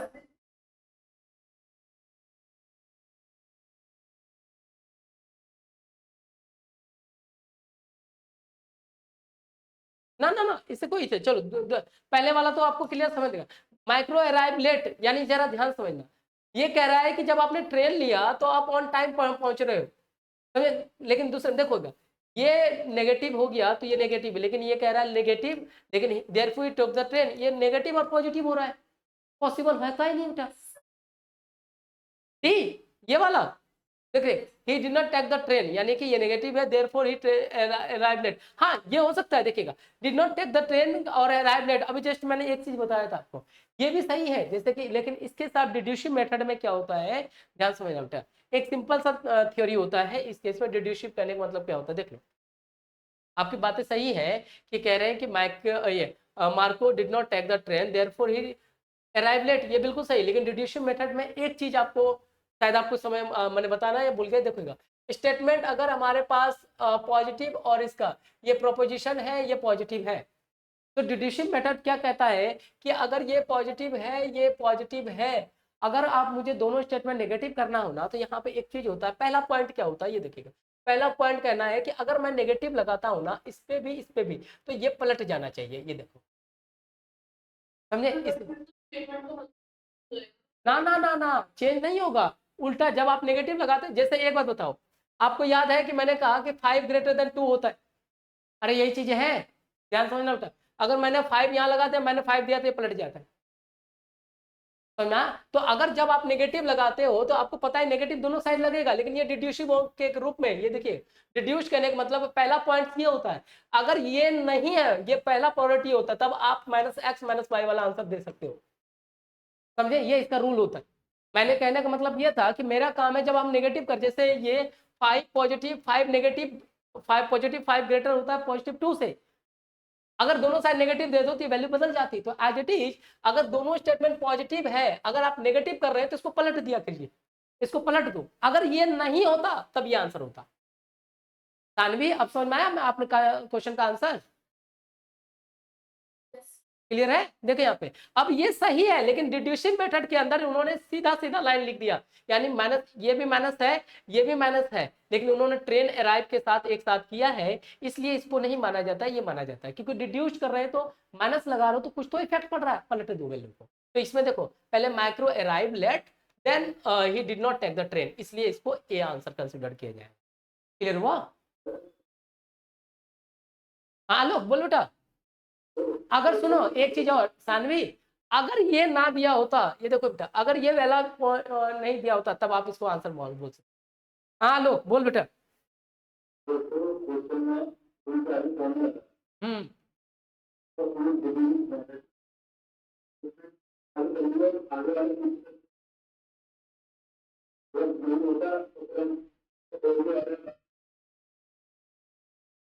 हाँ तो वही चीज तो है डिड्यूस का मतलब, ये देखो यहाँ पे आपको, ये देखो मैं आपको एक बार और समझा देता हूँ।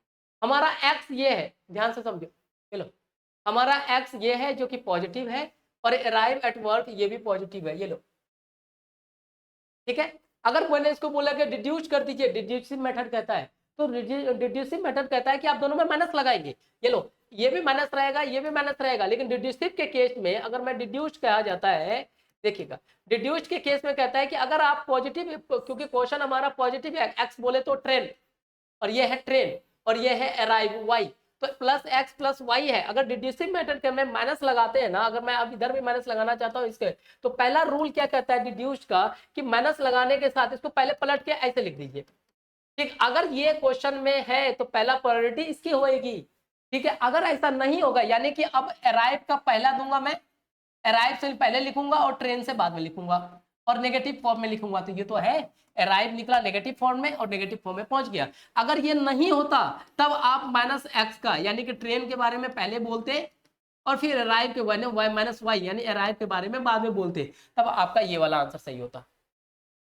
आई थिंक अब सानवी क्लियर हुआ बेटा। सानवी आलोक अब समझ में आया बेटा। हाँ कि रूल कहता है ना, अगर माइनस लगा रहे हो कुछ ना तो कुछ करो ना, आप अच्छे हैं तुरंत बोल दूंगा बुरे हैं, तो कुछ ना तो कुछ तो कहूंगा, बुरे बोलने के लिए कुछ भी, अगर ये ना होता तब ये आंसर देता, यानी ए ना होता तो डी हमारा गया होता, कंप्लीट होता। चलिए नेक्स्ट चले बेटा, यहाँ तक समझ में आया सबको। इसी तरह आलोक दानिया नैला क्लियर है बेटा सबको। चल थैंक यू बेटा। और भी दिक्कत हो तो रोक लेना मेरे को, क्योंकि ये थ्योरी ऐसे ही होती है।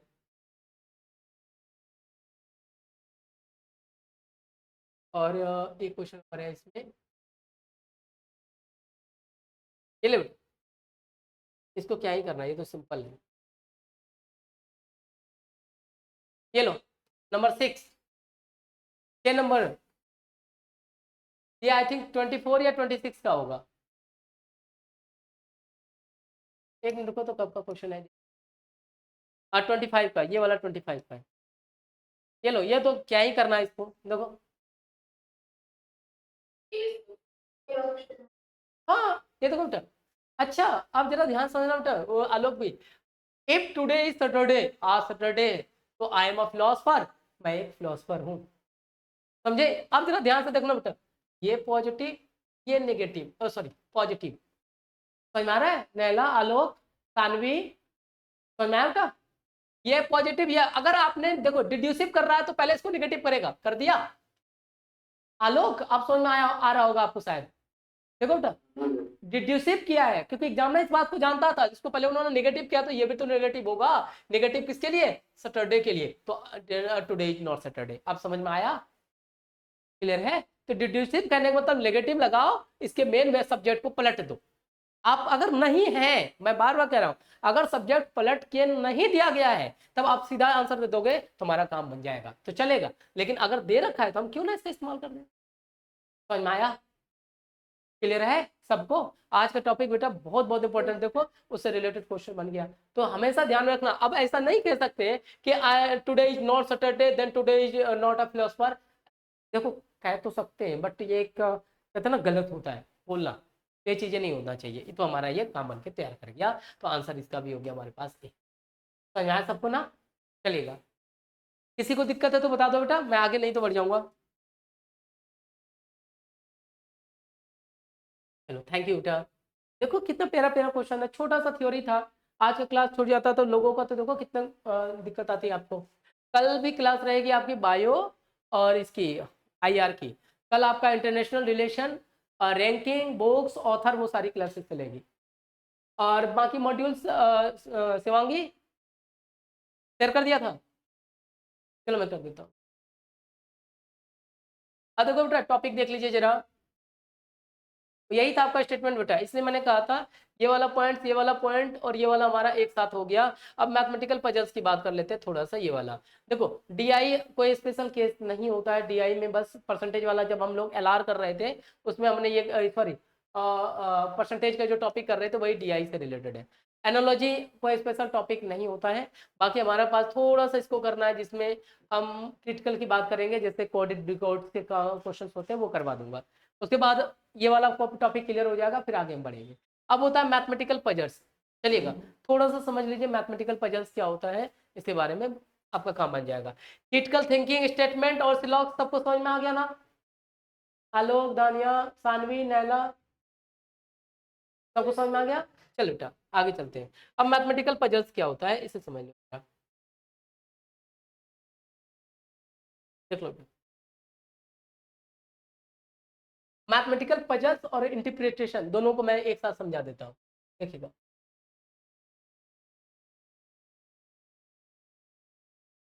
और इसके एक आध क्लास और मेरी लगेंगे, उसके बाद आपका फिर से रीस्टार्ट हो जाएगा मैथमेटिक्स से, इनक्वालिटी से। जो बच्चे अब नए ज्वाइन किए हैं उसके साथ आपका रिवीजन भी हो जाएगा। जो बच्चे बड़े परेशान हो रहे थे सर रिवीजन कैसे करना है, तो मेरा काम है बेटा। लेकिन मानिए मैं अपना, मेरा जो सब्जेक्ट है जो पूरा मैथमेटिक्स, और ये फिर से रिपीट होगा, और जिन बच्चों ने शुरुआत से ज्वाइन किया हुआ उनका रिवीजन स्टार्ट हो जाएगा। ठीक है, फिर से मॉड्यूल्स, कल भी मैंने 3 मॉड्यूल्स आपको सेंड कर दिए थे, नैला ने मुझे कोई भेजा था तो वो भी दे दिया था मैंने। ठीक है, मैथमेटिकल पजल्स और दूसरा होता है डाटा इंटरप्रिटेशन, साथ में समझ लो।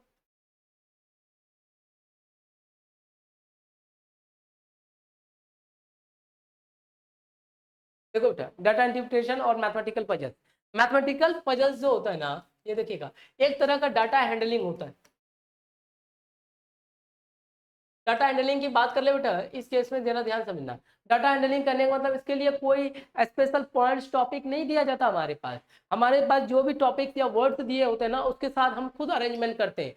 आपके क्वेश्चंस को मैच कराते हैं, उसके बाद आंसर देते हैं, उसी को बोलते हैं हम लोग मैथमेटिकल पजल्स। यानी मैथमेटिक्स के रूप में आपको कुछ भी चीजें दी जाएगी। जैसे अभी एक क्वेश्चन अभी हम करने वाले हैं कि 3 बॉक्सेस है, कलर है ग्रीन व्हाइट रेड और बॉल है, और मैं चाहता हूं कि जिस कलर का आपके पास बॉक्स हो उस कलर में उस बॉक्स के यानी 3 सेम कलर के बॉक्स हैं और 3 सेम कलर के बॉल्स हैं, लेकिन मैं चाहता हूं कि एक बॉल जो जैसे ग्रीन बॉल और ग्रीन बॉक्स के अंदर ना जाए, वो डिफरेंट हो जाए, तो बताइए कि कौन सा चीज किस पे जाएगा। तो इसको बोलते हैं डाटा हैंडलिंग। डाटा हैंडलिंग का कहने का मतलब होता है, ये पूरा आईक्यू पे बेस्ड होता है कि आप चीजों को किस तरह से मैनिपुलेट और समझ पाते हैं।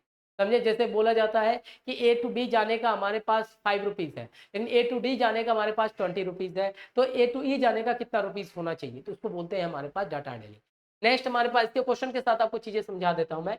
डाटा आईक्यू का एक क्वेश्चन देख लीजिए पहले, और इसमें बनाने का कोई स्पेशल केस नहीं होता। पजल्स कहने का मतलब है उलझन, यानी मैथमेटिकल पॉइंट्स को इस तरह से उलझा के रखो कि आपको ऑन टाइम आपके मैथमेटिकल पॉइंट को समझ आए। ये आपके माइंड और आईक्यू पे डिपेंड होता है। एग्जांपल देख लीजिए जो क्वेश्चन मैं बोल रहा था।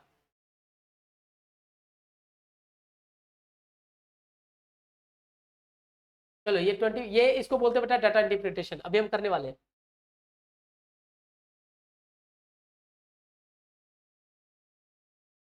कहाँ चला गया ये वाले में,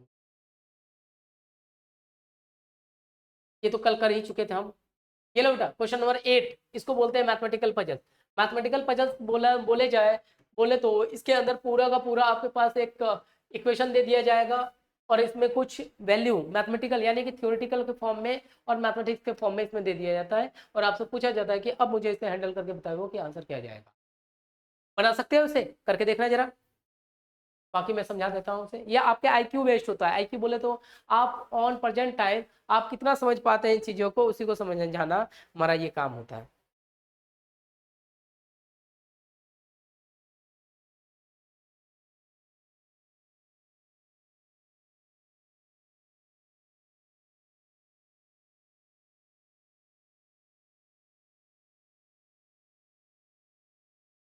ऑप्शन ए, आज सबको एबीसीडी ही पढ़ के आया है क्या? तानिया, ए ही आया बेटा? तानिया, आलोक, फिर सबने अपना अपना कैमरा ऑफ कर लिया। ऑन कर लिया बेटा। आप लोगों को देखते देखते पढ़ाने में कितना अच्छा लगता है। मुझे तो ऐसे लगता है कि मैं भूत पिचासों को पढ़ा रहा हूँ। ऐसे में भूतों पे पहले यकीन नहीं था, अब होने लग गया। अंकिता, नहला, दानिया कैमरा ऑन कर ले बेटा। स्थिता, स्थिता शर्मा, कैमरा ऑफ मत करो, चलते नहीं चलने दो। मुझे भी एहसास तो हो कि सामने कोई बैठा है। हाँ, ये सानवी अब नजर आई। बदमाश सी। आगे बेटा आंसर दानिया, सानवी, इशिता, क्या है बेटा? ए, ए। चल चेक करते हैं। तो याद रखना इसी को बोलते हैं मैथमेटिकल पजल्स और आईक्यू। कभी कभी उटपटांग टाइप के क्वेश्चन, इसके कोई सर्टेन रेंज या लिमिट नहीं होता है जो मैं आपको पढ़ा दूं। जिसका रेंज और लिमिट था मैंने ऑलरेडी आपको करवा रखा है। लास्ट क्लास में भी क्रिटिकल में हमने 3 पॉइंट एक साथ कर लिए थे।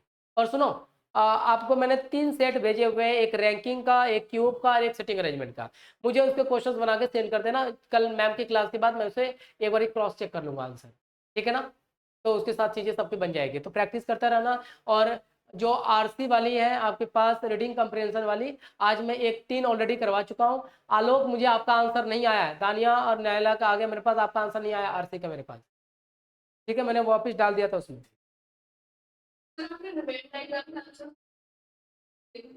उसके क्वेश्चन नहीं डाले अभी तक? अच्छा, आंसर नहीं बताया अभी? चलो नेक्स्ट क्लास में मुझे याद दिलाते हैं, शुरुआत में दिलवा देते, मेरे पास पड़ा है, मैं एक बार करवा दूंगा। चलो इसको सॉल्व कर लेते हैं। देखो यहाँ पे क्या कहता है बेटा। देखो आपके पास, मेरे को भी कलर चेंज करना पड़ेगा। ब्लू रेड, एक रेड है और एक रेड बॉल भी है। ये बॉक्स है ना? ये बॉल है। नेक्स्ट है ब्लू, देखो कितना प्यारा है, ब्लू और ब्लू। और नेक्स्ट कौन सा है भाई? ग्रीन। चलो, ग्रीन और ग्रीन। अब यहाँ पे क्वेश्चन क्या कह रहा है वो चीजें ध्यान से देख लीजिए। चलो तो है नहीं। हमारे पास एक चीज कह रहा है कि इस हर एक बॉक्स में मेरे को बॉल डालना है in such way that no pills inside the box is on colour, यानी कि ग्रीन वाला ग्रीन में नहीं, रेड रेड में नहीं, ब्लू ब्लू में नहीं जाने वाला।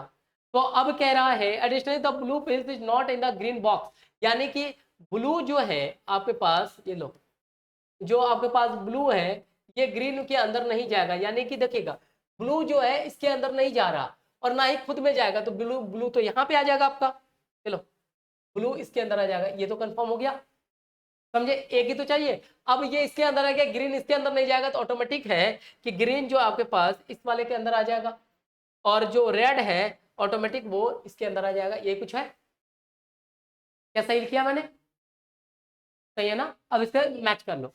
अब क्या कह रहा है, the green pill in the box blue box, green वाली जो ब्लू बॉक्स में बिल्कुल सही है, the red pills in the green, हाँ बिल्कुल सही है, पहला ही सही हो गया, आगे करने की जरूरत ही नहीं पड़ेगी हमें।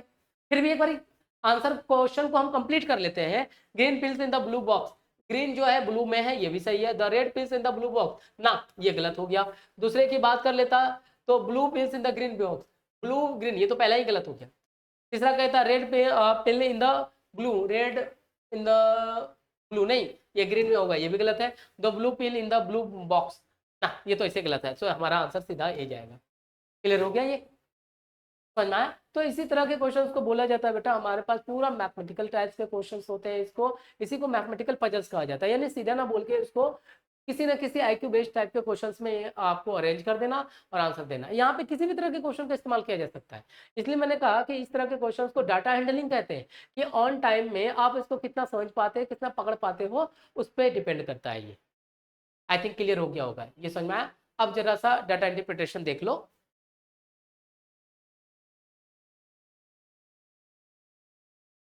चलो बेटा,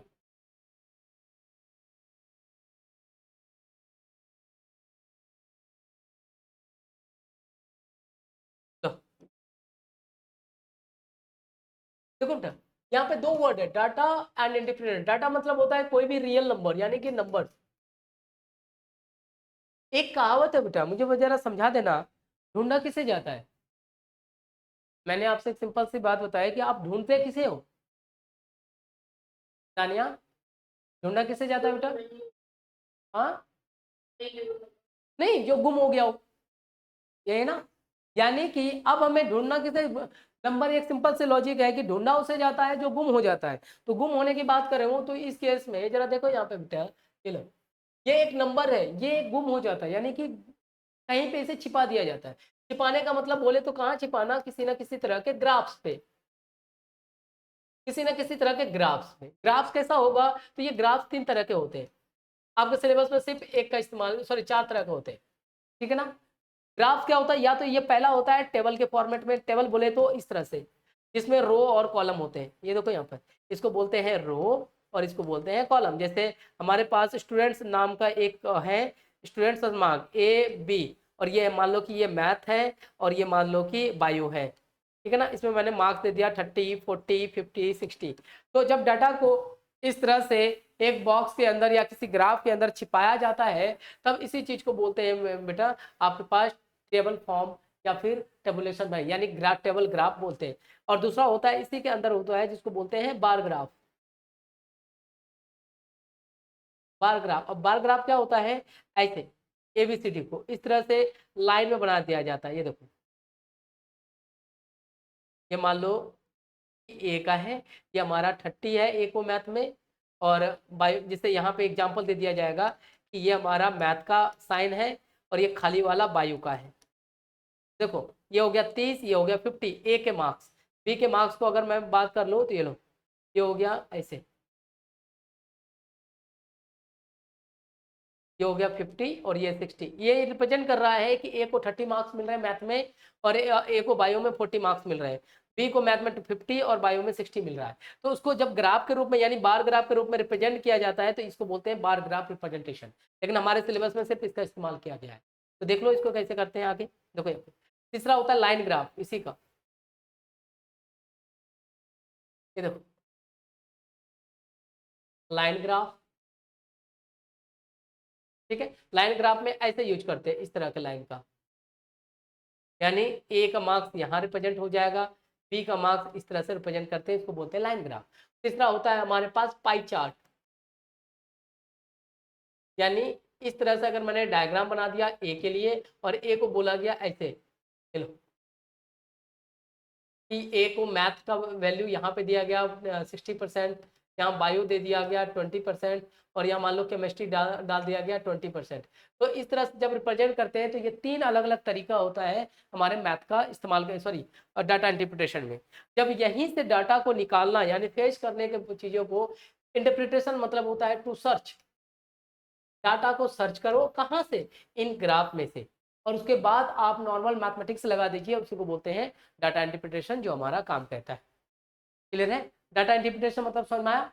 डाटा इंटरप्रिटेशन ही मतलब होता है नंबर को किसी ग्राफ के अंदर छिपा देना, फिर उस ग्राफ से नंबर को निकाल कर फिर मैथमेटिक्स का फॉर्मूला जो आपको पता है। अब यहाँ पे 4 तरह के मैथमेटिकल फार्मूले का यूज किया जाता है, मैं उसी की बात कर रहा हूँ। DI क्लियर हुआ? DI क्या कहता है, ये बातें समझ में आया? आलोक, नैला, उमरा, इसी तरह क्लियर है? तो यहाँ पे हमेशा 2 डेटा का होता है। अब इसके अंदर कुछ रूल्स होते हैं, DI के 4 रूल्स होते हैं, जिससे DI भी एक तरह का मैथमेटिक्स ही है, इसके अंदर 4 रूल्स होते हैं। तो आप हेडिंग डालना the rules of DI, 4 rules होते हैं, मैं चारों करवा देता हूँ। The rules of DI,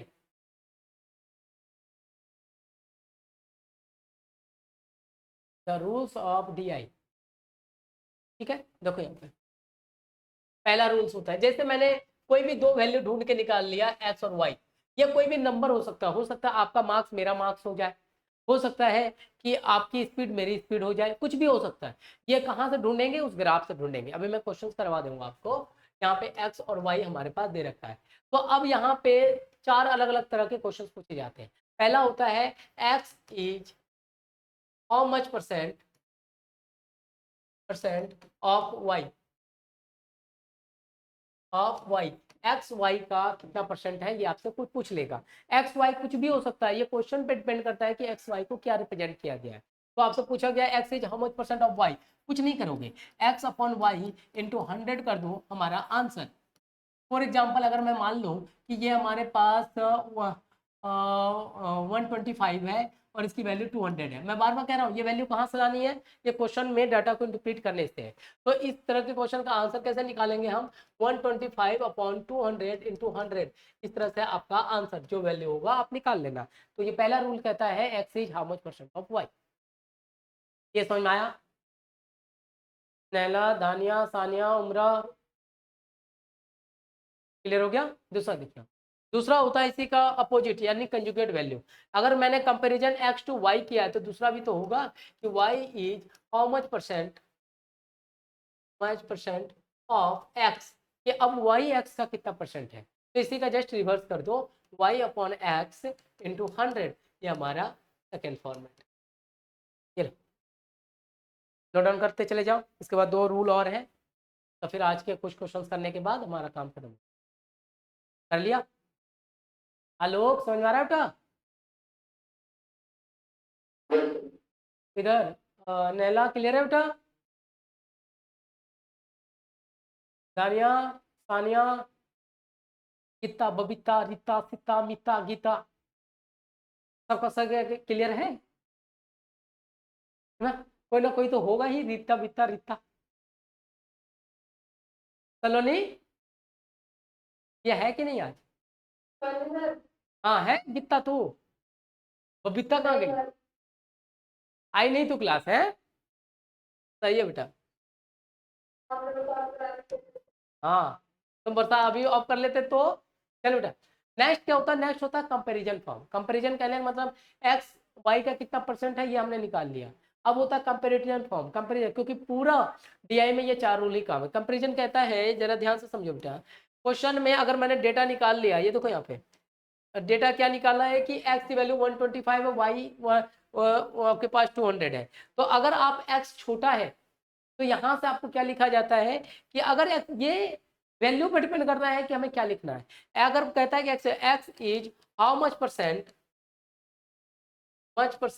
less than of Y, याद रहे बेटा, ये लेस लिखना है या ग्रेटर लिखना है वो इस बात पर डिपेंड करता है कि एक्स वाई का न्यूमेरिकल वैल्यू क्या है। अगर एक्स की वैल्यू 125 वाई 200 है तब मैंने यहाँ पे लेस लिखा है। अगर एक्स ज्यादा होता तो हम लिखते X is how much percent greater than Y, समझे। तो अब इसे कैसे लिखते हैं, तो पहले हम लेस निकाल लेते हैं। तो लेस कैसे निकालेंगे, क्योंकि एक्स छोटा है वहां से, तो हम वाई माइनस एक्स कर लेंगे। तो हमें चाहिए परसेंटेज लेस, ये लिखिएगा, ये हो गया y minus X upon Y into 100 हमारा आंसर। एग्जाम्पल देख लीजिए इसका उस ऊपर वाले क्वेश्चन के हिसाब से। तो अगर मैंने लेस की बात करनी है तो 200 माइनस 125 तो वैल्यू हो गया 75। तो परसेंटेज लेस की अगर मैं बात कर लूँ तो 75 अपॉन 200 इंटू 100, ये लो। तो इसको मल्टीप्लाई कर लीजिए, यानी ये हो गया आपका पास 615 37.5% हमारा आंसर। कि एक्स, अब ये कंपैरिजन करता है कि अगर आप मेरे से छोटे हैं तो कितना छोटे हैं, अमाउंट कंपैरिजन होता है। यानी कि पहले ये भी कंपैरिजन है, ये भी कंपैरिजन, ये भी कर रहे हैं, लेकिन ये क्वांटिटी बेस्ड कंपैरिजन है कि अगर आप मेरे से छोटे हो तो कितना छोटे हो। समझ में आया ये? अरे थर्ड रूल पता चला? ठीक है, लास्ट। अब वाई बड़ा है यहाँ पर, तो अब इसी का लास्ट पॉइंट कि Y is how much percent greater than of X. अगर एक्स वाई से बड़ा है, याद रहे कि कब एक्स बड़ा होगा या छोटा है वो इस बात पर डिपेंड करेगा कि वैल्यू क्या आया हुआ है। तो हम पहला ग्रेटर निकाल लेंगे, ये लो ग्रेटर निकाल देंगे तो हम क्या लिख देंगे वाई माइनस एक्स, पहला पॉइंट। तो परसेंटेज ग्रेटर हमें निकालना है, ये हो जाएगा Y minus X upon X into 100, ये हमारा आंसर हो जाएगा। ये अब इसका एग्जाम्पल देख लो। तो मैंने पहले ग्रेटर निकाला, ग्रेटर की वैल्यू क्या हो जाएगी हमारे पास, ये लो 200 माइनस 125 इस वाले क्वेश्चन के लिए जो दिया है ये हो गया 75। तो परसेंटेज ग्रेटर अगर मेरे को निकालनी है तो हमने कह दिया 75 अपॉन कितना 125 इंटू 100, ठीक है ना। 25 3 जा 25 5520, आंसर हो गया 60%। ये लो, ये चौथा रूल, ये समझ में आया? आलोक, नेला, उमरा, तानिया, ये 4 पॉइंट है आपके डीआई का। इससे ज्यादा हमें डीआई की जरूरत ही नहीं पड़ती। इसलिए मैंने कल ही बोला था कि डीआई वगैरह के लिए सिर्फ हमारे पास यही पॉइंट है। बस एक थ्योरी और एक दिन देनी है मेरे को, कोडिंग डिकोडिंग की छोटे छोटे पॉइंट सब है। और जो इंडक्टिव डिडक्टिव जो वो सब टॉपिक देख रहे हो ना, थोड़ा सा कोडिंग डिकोडिंग का पोर्शन पढ़ाना है मेरे को, तब क्रिटिकल पॉइंट क्लियर हो जाएगा। तो हम एक बार वापस मैथमेटिक्स की और रिविजन के लिए दौड़ेंगे और डिटेल्स में वापस पढ़ते चले जाएंगे, और साथ साथ पीवाई करा दूंगा। आई थिंक ये अगर सबको क्लियर हो गया है तो मैं कुछ क्वेश्चंस करा दूं सबको, चलिएगा। किसी को दिक्कत है तो बेटा रोक दो मुझे, तो फिर मैं आगे पढ़ा के तब आगे निकलूँ। सबको समझ में आया ना? सलोनी, इशिता, उमरा, उजैर, चलो बेटा चालू हो जाओ। मेरा काम खत्म आज का, बस 2-4 क्वेश्चन करा दे, आंसर दे दे, मेरा दिल खुश हो जाए, मैं फिर बारिश में नहा आऊँ। चले क्वेश्चन नंबर 5 चालू हो जा। क्वेश्चन नंबर 5, ये आपका आई थिंक 25 का क्वेश्चन है। हाँ 25 का क्वेश्चन है, नहीं 24 का ये भाई। आई मैट 2024।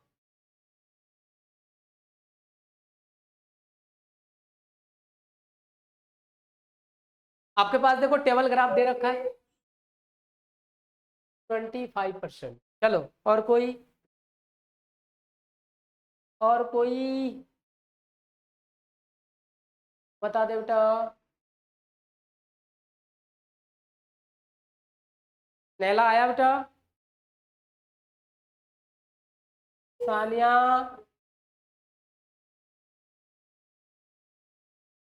सानिया,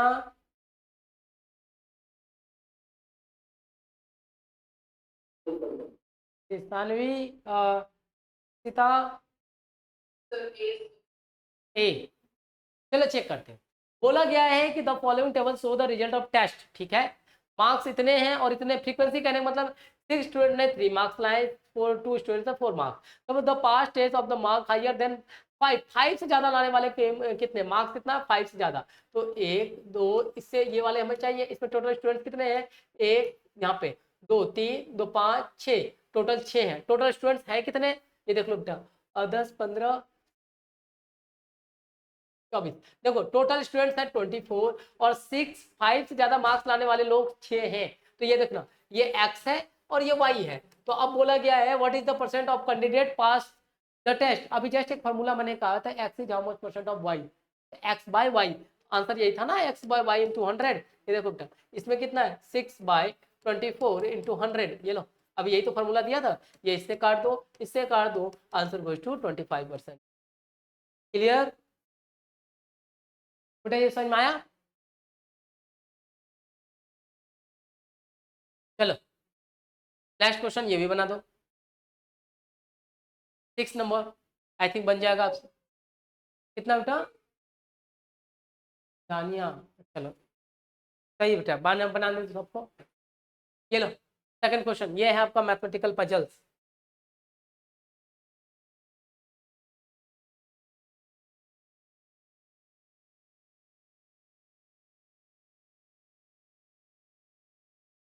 फिर अभी हो सकता है कि मैं आपको 1-2 दिन और भी क्लास ले लूंगा, तो आपका पहले वो खत्म कर, कंप्लीट कर। ये वाला एक क्लास में आधे घंटे का और भी कहानी है क्रिटिकल की, तो फिर हम लोग थोड़ा सा ज्योमेट्री वगैरह पढ़ लेंगे, मैथमेटिक्स से स्टार्ट कर देंगे वापस। क्या आंसर आया बेटा सेकंड का? ये लास्ट क्वेश्चन है आज की क्लास का, बनाओ इसे।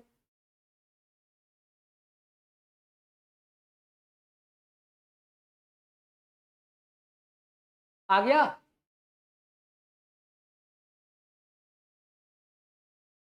इशिता, आलोक, दानिया,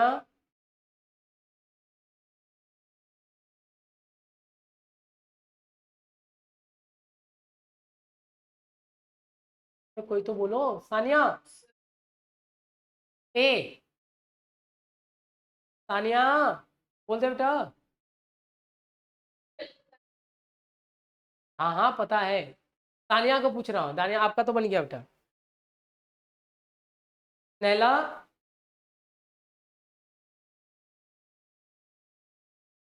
सॉल्व किया ये सुन के आंसर आया बेटा? पक्का ना? समिया आई है क्या? समिया,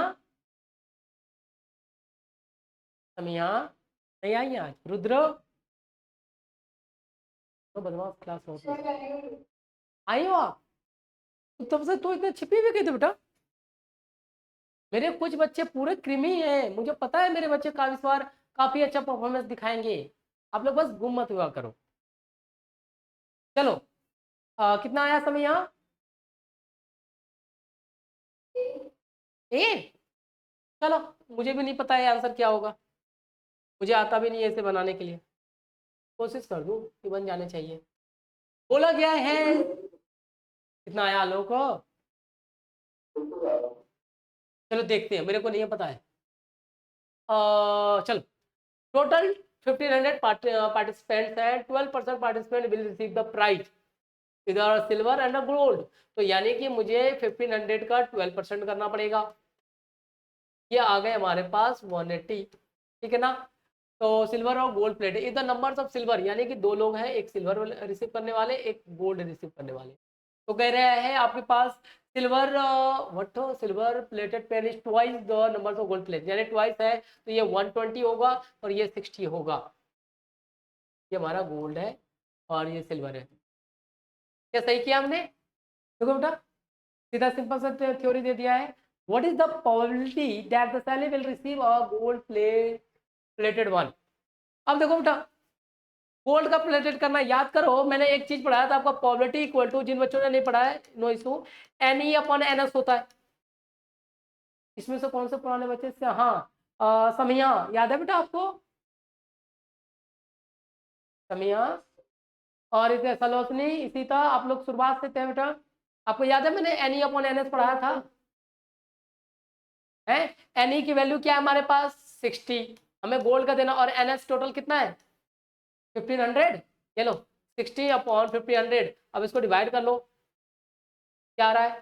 देखो यहाँ पे 2 जीरो इससे काट दो ना, और 3 से काट दो 5, हो गया 2, 5। क्या गड़बड़ हो गया? सही तो है, एक मिनट रुको। हाँ एक मिनट रुक तो जाओ, मैं एक बार करके देखता हूँ। 1600 अपॉन 50 इंटू 100 कर दूं, ये सीधा तो कट गया, लो 4%, हो तो गया आंसर, चलो 4% आंसर सही है। अब प्रोबेबिलिटी का मैंने बता रखा था समय, याद है बेटा, एन क्या था हमारे पास, total number of certain event, और एन क्या था, टोटल नंबर ऑफ इवेंट्स। और यहाँ पे टोटल इवेंट्स यानी टोटल लोग कितने हैं, 1500। अब प्रोबेबिलिटी किसके चाहते हो, दैट पार्टिसिपेंट वो क्या लिखा है, सिक्योर या क्या लिखा है, that participant who received the gold, वही ना, वो तो एनी हो जाएगा हमारे पास, इट मीन 16 अपॉन 1500 हमारा काम करके कंप्लीट करा देता, तो हमारा आंसर सीधा 4%। क्लियर हो गया। और बाकी अगर नीचे वाले क्वेश्चंस की बात करूं तो ये ऑटोमेटिक मैंने आपको पहले करा चुका हूं प्रॉफिट एंड लॉस में, समझे, जिन बच्चों का नहीं हुआ है वहां से क्लियर हो जाएगा। तो ये था बेटा आपका आज का जो टॉपिक था, रिकॉल कर लो बेटा,